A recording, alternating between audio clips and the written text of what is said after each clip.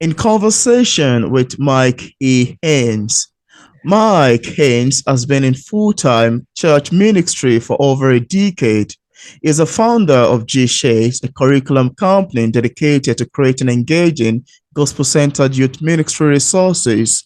Born and raised in Boston, Mike currently serves as a high school pastor and one of the teaching pastors at Christian Fellowship Church in Ashburn, Virginia.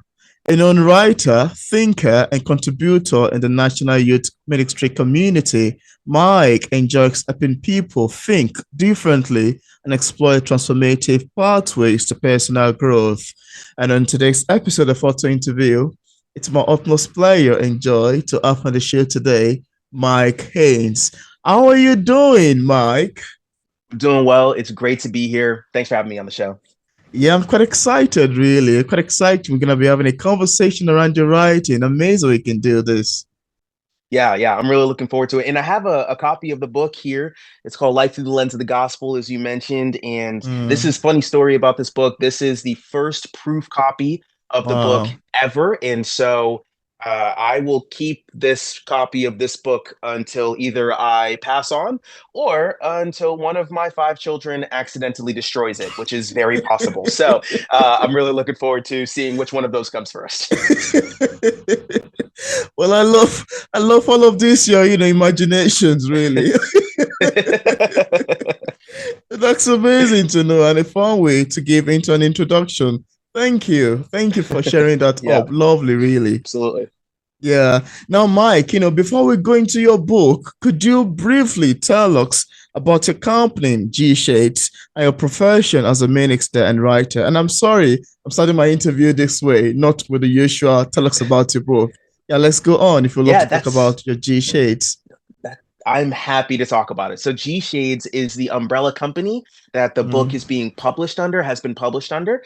And GShades is we create youth, you mentioned it at the top, we create youth ministry curriculum for mm, churches. I've been in full-time youth ministry for over 10 years, and wow. I've been fortunate enough to do this full time at all my positions, but many youth pastors and youth workers are bivocational or they do youth ministry volunteer based too. And so for Mm, those youth workers, they sometimes don't have the time, even if they wish they did, to write all of the messages and sermons and small group questions and all the absolutely. resources that are necessary for great youth ministry. So Mm, for those types of youth pastors, and oftentimes for youth pastors who even are working full time, youth ministry curriculum is a really fantastic option and resource for them. And so they'll purchase youth ministry curriculum from organizations like mine. And mine is newer on the wow. scene. G Shades is a newer, up and coming youth ministry curriculum on the scene, but I think we're a very Interesting. exciting option and an up and comer. And so, in addition to doing full time ministry, G Shades Mm. is the company that I run, and that's where the book came from.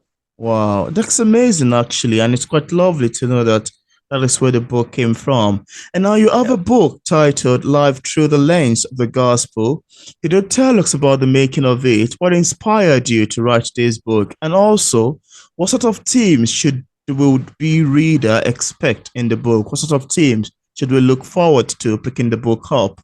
Yeah, so I'll answer the theme question first. So, life through the Yeah. lens of the gospel, it's about seeing through a new lens. And I've got, we see through old broken lenses a lot. And, it said we need to see through the lens of the gospel, a new lens, right? Wear it over our eyes. Mm, And these are my son's sunglasses. They're cheap, but it works as a prop. And so we mm, need to see through a new lens. And the reason that I wrote the book was because a few years ago, several yeah. years ago, I went through a faith deconstruction. I started asking hard questions about faith, and while for many Mm, people, going through a faith deconstruction kind of leads them away from Christianity, mine actually just brought me much closer to Jesus. And I understood at a deeper level why mm, it is that what Jesus did on the cross changes us and how it changes us. Many Christians believe that you just believe in Jesus and then try to be good. And that's what mm, Christianity is. But what I've discovered is that when we can allow the gospel to get to a deeper level, that is where we begin to experience genuine transformation. And that's what the book absolutely. explores. It's kind of Wow. like the curriculum is for teenagers on this gospel lens thing. And the book is my first step into introducing this faith paradigm to adults. And so Mm. that's why it was written and how it was written. Wow, that's an amazing one, really. I love your take on Yeah, this. Thank you for mentioning. And now the sure. book is titled Life Through the Lens of the Gospel. Why do you feel human beings need a new lens for life? And how did you come about this title particularly? Yeah, yeah. So I wanted to initially title it GShades, Life Through the Lens of the Gospel. And Yeah, then I had some book experts and people in the field, and they were like, you should just call it Life Through the Lens of the Gospel. Forget the brand. Forget the brand. Like people will figure out that the brand is GShades. Just call it Life yeah. Through the Lens of the Gospel. And so I was like, okay. And so that's how the book title came about. Wow. But in terms of like why I think we need a new lens, I think all of us actually, we already all believe we need a new lens. We all know this. We just maybe don't have this language for it. We all want to be better people. We all Absolutely. know we can be better people. Yeah, But for many of us, we've just discovered that there's this block that gets in the way. yeah. And my take on it is that that block is that we see our imperfect attitudes and actions and behaviors, and we want to try to correct those things. But Mm, underneath those actions, attitudes, and behaviors is a broken lens. And that broken mm, lens is probably different for a lot of us. For some of mm. us, we see through the lens of our insecurities. For some of us, we see through the Absolutely. lens of our bitterness. For some of us, we see through the Mm. lens of mistrust or pride or whatever it may be. But that Wow. those broken lenses color the way we see ourselves, and they color the way we Mm. see other people, and they color the way we see God and the way we see the world around us. And so Wow. out of the overflow of those broken lenses, that's why we've got these imperfect behaviors that we're trying to correct. Mm. So we need a new lens, because until we see differently, we won't live differently. Because your Mm. who and your do are determined by the shade, to bring out these cheap sunglasses again. Your who and your do are determined by the shade that you see through. And I think Wow. that we'd be better off if we saw through the lens of what Wow. Jesus came to do on the cross. Yeah. Wow, this is amazing. I love your take on this, really. And I love your answer to this question. It sounds quite lovely and very great. I so much love them. Yeah. Yeah. Very Thank you. detailed, educative, thought provoking, and very true. So thank you for answering. Love the sound Sure. of it. Absolutely. And now your answer to that would want to make me ask you that how has this approach to life and being human helped you grow as a person? Would you like to talk about that? I would love to talk about that, because I have grown so much as a person adopting this faith paradigm and this philosophy of life myself. Mm, And particularly, I'll highlight, there's a bunch of areas, but I'll highlight, I know a lot of your viewers are probably parents. And so I'll highlight parenting for me, because as I mentioned before, my wife and I have 5 kids. That's a lot of kids. And so parenting is a really big part of my life, because when I come home from work, I'm coming home to a house with 6 other people in it. And so instead of parenting my kids through the lens of the way I was parented, which is what many of us do, we parent in reaction to the way we were parented, either mm, similarly to the way we were parented, or we react away from the way we were parented and we parent the opposite way because we didn't like the way our parents parented us. And we absolutely. parent in reaction to our earthly parents. What I've discovered is that a much healthier philosophy of parenting is to Mm, instead parent in reaction to the way that God our Father parents mm, us. And wow. I've found for myself, when I parent in reaction to my God instead of parenting in reaction to my dad, Mm, I found that I'm actually a much healthier parent, because parents. that's a much better plumb line. So there's Wow. lots of areas of life where I found transformation, but parenting is a really clear one. And I think it's been maybe the most impactful one, because parenting is such a Wow. big part of my journey because we have 5 kids. Wow. So, yeah. Wow. That's amazing. I love your answers to this question, really. They're quite thought-provoking, they're quite deep, and very educative as well. So thank you so much for mentioning. And I love your idea Yeah, about the man. difference in parenting. Sounds quite captivating and very true, really. Very true. Yeah, yeah, yeah. It's felt true. I felt it ring true. So, and my Yeah. parents were amazing. Don't get me wrong; they were great. Like, if I parented my kids the way that mom, dad, I love you. If you're watching this, you did a great job, right? But Uh, yeah, I definitely found that modeling my parenting after God has been healthier. Absolutely. That's great. Thank you so Yeah. much for mentioning that. And now, apart from life through the lens of the gospel, do you have any other works you've authored or say currently working on? Yeah, so I'm not currently writing the second and third book in this series, but there will be a second and third book in this series around this gospel lens paradigm.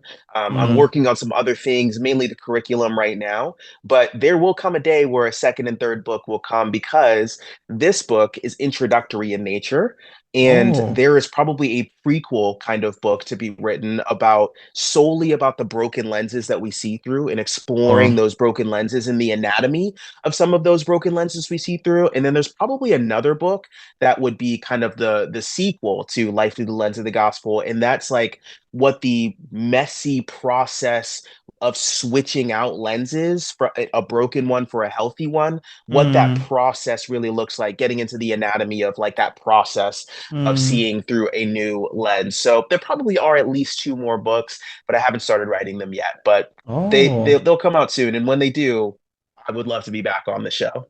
Beautiful. And that'll be great, really, to have you back on the show. That'll be Yeah, lovely. And I look forward to that. yeah, yeah. Me too. Me too. Yeah. Now, could you tell us what publishing is like for a published author like yourself? Are there any challenges you've encountered in the process of writing this book and also ever since it got published? Absolutely. So for me, writing wasn't the hard part. I know for some people, writing is the hard part, and I respect that. I love writing, and it's what I do for the curriculum. Writing curriculum is really just writing 5-page papers over and over again, tailored at an audience of teenagers with the sermon element to it. And so I love writing. So Mm, writing the book wasn't hard, but the two difficulties for me, the first one was that I don't have a huge platform, and traditional publishing routes, they prefer that you already have a huge platform. It's easier for them. So I found it mm, very difficult finding a traditional publishing house to take me up and take on my work, even though I felt like the work was very good. So oh, I self-published. And there I encountered another difficulty, and that's that working with the learning curve on working with Amazon KDP, which is their Kindle publishing, like I found Kindle Direct Publishing, I found that extraordinarily difficult. The mm, learning curve of publishing the book, getting everything in their system, figuring all of that out, like I found that very difficult. And if I can add a third thing that I found very challenging about publishing a book, mm, it was creating the audiobook, the technical oh, parts of creating the audiobook for this. I enjoyed actually just getting on mic and just delivering the book. That was fun. But all the technical parts and working with a microphone and recording equipment and getting it edited, like all of that was yeah. huge learning curve for me. So lots of challenges, but all very worth it in the end. Beautiful. That's amazing. And I love the fact that you mentioned all of the things inside the fact that these are the things you experience along the line. That's beautiful, really. Thank you for Yeah, sharing. Yeah. sure. Now, is there anything that you would love to share with the viewers about your book that we did not mention in this interview and you'd love the viewers to know? Yeah, yeah, that's a great question. Just two things, two very brief things. The Yeah. first one is that for better or for worse, this book is really short. It's about 90 pages, which is it's a short read. And there's some good things about that. And again, there are some things that make the book kind of introductory in that way.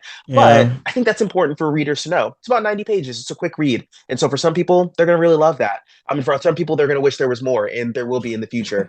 But the second thing is that even if your worldview is not Christianity, I actually still think Mm, this book would be really helpful for you because, mm, again, we all want to be better people. And I just absolutely. believe that this paradigm of seeing through a new lens, a healthier lens, I think that Mm, would be healthy and helpful for people, even if you're not really into the Jesus stuff.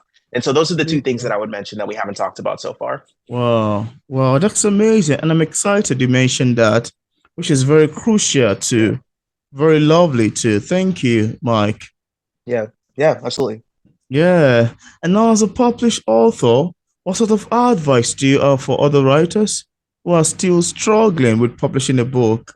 What would you advise people in this category? Oh Well, while gosh. contemplating on that, Okay. sorry, while Yes. contemplating on that, I'd like you to read a short section of the book, but then you can go ahead with the advice first. Okay, sure. Yes. So I will read a section of the book. So here's a piece of advice that I would give first. I would say that this thing that's in, if you're trying to publish something, you're trying to write something and you're struggling, I would just encourage you, this thing that's inside of you that is prompting you to write.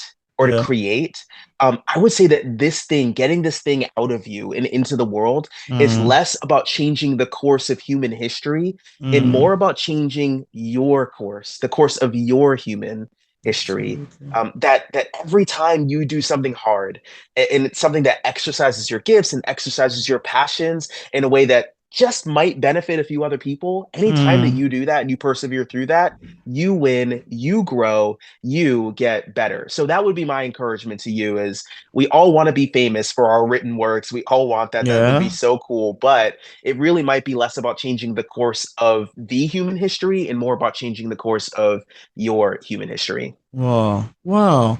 This Yeah. is amazing, Mike. I love your take on this. This is so amazing. That's an amazing advice. And Yeah, I'm yeah. hoping that viewers, including myself, would love to utilize it. Now, would you like to read a short section of the book to the audience? It could be your Yes. favorite line, your favorite paragraph, or even a favorite page if you would like to. Sure, sure. Yes. Yes. Sure. So I will read just a snippet, okay? This is in chapter 7 of the book, and it's Yeah. a section on how a gospel lens transforms our attitude toward other people. So it's very applicable because I Oh, know I'm not the only one who's got an attitude toward people sometimes. So I'll read a short snippet. yeah. Um, okay, here we go. Uh, I want you to, off the top of your head, list 3 people that you don't like right now. Go Yeah. ahead. I'll wait. Now, whittle that down to one person for me. And for the rest of this chapter, I want you to think of that person. I want to admit right off the bat that throwing on G shades as far as your attitude toward that person is probably difficult because you're probably right to not like them. You probably have really legitimate reasons for not liking this person. If I had experience with this person, what you've experienced with this person, I probably wouldn't like them either. I just want to admit that Mm, up front. But it's a big deal that you and I get this right because you're in quotes, John 13:35 says, Your love for one another will prove to the world that you are my disciples. So, seeing through G shades when it comes to your attitude toward others means shaping your truth about them in your mind based on God's perspective on display in the gospel. And then it goes wow. on from there to dig more into that. But it's again, it just outlines it's about shaping your truth about someone else based on Mm, God's truth on display in the gospel. And it changes wow. everything. Wow, this is amazing. And I love your recitation from the short, part you read. There are quite a lot of, words of wisdom in there. Yeah, that's quite amazing to know. Thank you for Yeah. sharing. Yeah. Sure. Yeah. And Sure. just in case we have some viewers who are currently watching this interview, I would love to get a copy of your book. On what platform is it available on for purchase? Yeah, so a couple of different ways you can get it. Again, I mentioned there's an audiobook that's available through Amazon Audible. You can find Mm, it on Amazon. You can just search Life Through the Lens of the Gospel and it'll come up. And you can also find it at the G Shades website. And that's just gshades.org. And if you go on that website, you'll find, and that's the best place to get a signed copy of the book. If any of the viewers wanted a signed copy from me personally, I would be happy to sign a copy before I ship it out for you. But those are the best places that you can get it. And again, it's just yeah, available on Amazon and it's super easy to purchase. And there's paperback, there's an ebook, there's an audio book. You can get a signed copy. It's everywhere. So I hope beautiful. that viewers will take advantage of that. That's great. And I left a link in the discussion part of this interview where interested viewers can get a copy of Mike Haynes' book directly on Amazon and also via his website. So thank you so much, Mike, for accepting the invitation to be featured on P English Literature. It's awesome having this conversation with you. Yeah, it was great. It was great. I really enjoyed the conversation. Thank you so much for your thought-provoking questions and to the viewers for sticking through to the end. Thank you. Yeah, my pleasure as well.